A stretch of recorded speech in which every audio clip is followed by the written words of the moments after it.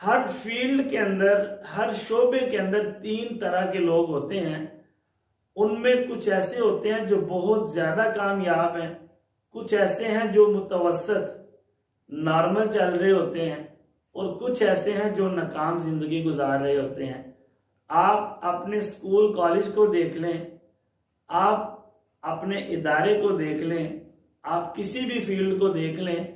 उसमें कुछ लोग ऐसे होंगे जो बहुत ज्यादा कामयाब हैं, बहुत ज्यादा तरक्की कर रहे हैं, और कुछ ऐसे हैं जो सिर्फ जरूरत के मुताबिक काम करते हैं, जितनी जरूरत है बस उतना ही काम करते हैं, उतना पैसा कमाते हैं, और कुछ ऐसे हैं जो बिल्कुल नाकाम जिंदगी गुजार रहे हैं। तो जितने भी बड़े लोग हैं, जितने भी बड़े बड़े प्रोजेक्ट्स पे काम कर रहे हैं, ये सारे के सारे वो लोग हैं जो समाजी सतह पे बहुत ज्यादा ज़हीन हैं। आप इस बात